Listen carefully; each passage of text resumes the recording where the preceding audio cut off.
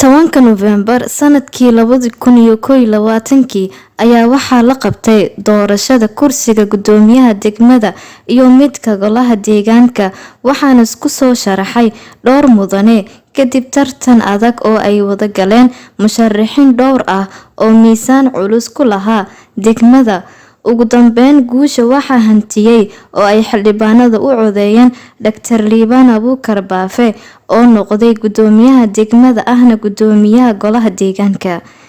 daqiiqadaha warbixinta ay socoto waxa aan diiradda ku saari doonaa isbedelka magaalada iyo adeegyada muhiimka ah ee golaha deegaanka soo kordhiyeen muddadii sanadka ahaa oo ku beegan maanta oo kale 10 November iyadoo magaalada lagu qabtay munaasabad lagu xusayay sanad guuradii koowaad ee golaha deegaanka. xuska munaasabada oo ahaa si heer sare ah loo agaasimay ayaa waxaa kasoo qayb galay qaybaha kala duwan ee bulshada, saraakiisha ciidamada qalabka sida iyo kuwa ATMIS.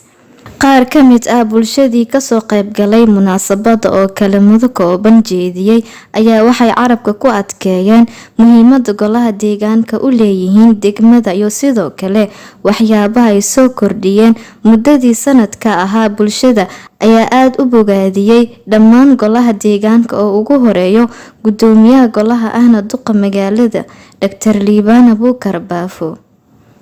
muddadii sanadka ahaa ee ay dhisnaayeen xubnaha golaha ayaa waxa ay ku guuleysteen fulinta mashaariicyo dhowr ah oo laga hirgeliyay degmada iyo deegaanada ku xiran.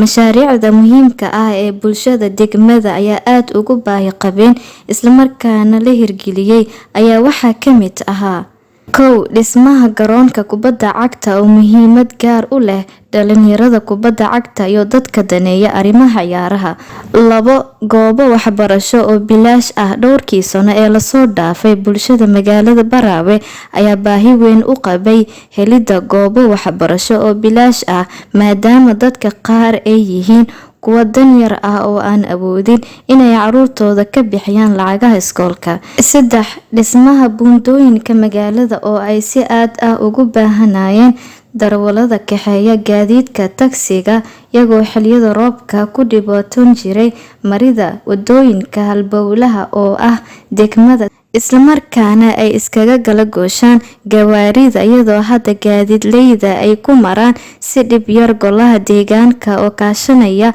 wasaaradda howlaha guud iyo gureynta dowladda goboleedka Koonfur Galbeed ayaa waxay ku guuleysteen in ay hirgeliyaan dhismaha buundooyin xilli roobaadka biyihii fariisan jiray wadada u gudbiya dhanka badda. 4. xarunta bulshada oo si casri ah loo dhisay oo hadda lagu qabto shirarka iyo munaasabadaha waaweyn ee muhiimka ah waxaana dhismaha xarunta kusoo beegmaya muddo 30 sano ah kadib. waa mid ka mid ah guulaha ugu weyn ee magaalada heshay. Dr. Liibaan Abuukar Baafe duqa magaalada oo gabagabadii munaasabada ka hadlay ayaa aad ugu dheeraaday arrimaha muhiimka ah ee ay golaha deegaanka hortabinta siiyeen. sidoo kale gudoomiyaha ayaa soo bandhigay qorshaha cusub ee ay u dejiyeen horumarka magaalada. Baraawe waa caasimadda dowladda Koonfur Galbeed waxaa hadda magaalada ka jira nidaam maamul iyadoo bulshada si isku mid ah u helaan adeegyada dowladda. dhismaha golaha deegaanka oo dhib badan loo maray ayaa ugu dambeyn noqday kuwa iftiin iyo ifafaalo wanaagsan u horseeday shacabka caasimadda.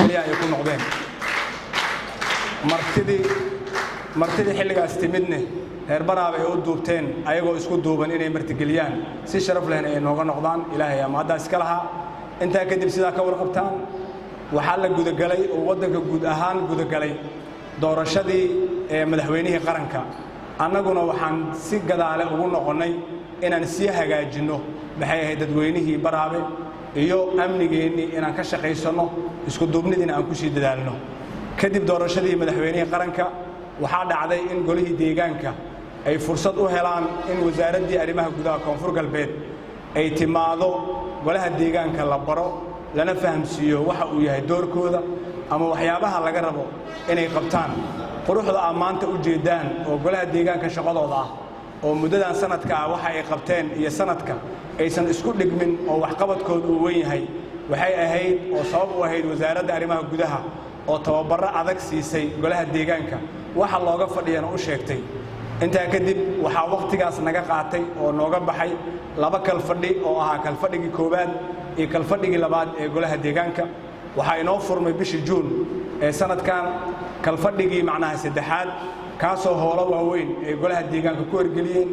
howlahaas waaweyn ay ugu horeeyaan golaha deegaanka inay marka ugu horreysay ansaxsadeen fahamkoodii iyo tababarkoodii kadib xeerkii ay isku maamuli lahaayeen oo ahaa in golaha deegaanka uusan shaqayn karin xeer la'aan oo ah wixii kala hagi lahaa markay kulamada qabsanayaan kadib waxay golaha deegaanka ansaxsadeen oo macnaha u hirgelay in miisaaniyaddii sanadkan ay ansixiyaan dakhligiina macnaha ay ka shaqeeyaan intaa kadib waxay qabteen golaha deegaanka arrin muhiim u ahaa deegaankan oo ahaa in dhulalka khilaafaadka ka taagan iyo dhibaatooyinka ka taagnaa dhulalka ay u soo saareen dukumenti lagu kalsoonaan karo oo lagu sugaayo maxay ahayd dhulalka kaasoo macnaha ay ka taxadireen maxay ahayd dowladdii hoose golaha deegaankana macnaha ay soo martay dukumentigaasoo ah dukumenti aan la foojargarayn karin ama waxyaabaha qoyaanka ama roobka hadduu taabtane aysan qoraalladiisa waxba ka bedeli karin aysan waxba u dhimi karin kulankii saddexaad ama kalfadhigii saddexaad sidaas ayuu noogu xirmay kii afraad oo ahaa kalfadhigii shalay ku ekaa golaha deegaanka waxay qabsadeen laba howl oo waaweyn howl ka mid ah oo golaha deegaanka uu qabtay waxay ahayd arrinka dhiraynta magaalada oo ah waxyaabo maxay ahayd dunida hadda ku haya dhibaato cimilada isbeddelkooda haddii ay noqon lahaayeen duufaanada ama roobyarida ama maxay ahayd hawada macnaha isbeddelkeeda oo la ogaaday inay macnaha door weyn ka qaataan dhirta waxay golaha deegaanka go'aan ku qaateen in dhirayntaas macnaha la go'aamiyo oo laga hirgeliyo magaalada taasoo hadda xirmashada kalfadhigan kadib laga howlgeli doono dadweynahana la isugu wici doono qaybahooda kala duwan sidii lagu hirgelin lahaana laga tashan doono hadduu alla idmo ugu dambayn kalfadhigan ugu dambeeyey ee afraad ee sanadka ku xirmay golaha deegaanka waxay qabsadeen sidaa ka warqabtaan magaaladeena waa magaalo xeebeed ay macnaha xeebteeda ay halakaysay wasaq iyo waxyaabo la mid ah magaalo gudaheedana ay ogtihiin nadaafad darro badan inay ka muuqato waxay ansixiyeen laba kambani oo kalfadhigii hore lagu talagalay in laba kambani loo soo saaro magaaladan oo si baraybada ugu shaqaysa maxay arrimaha nadaafadda ayaduna way hirgeliyeen intaas waxay ahayd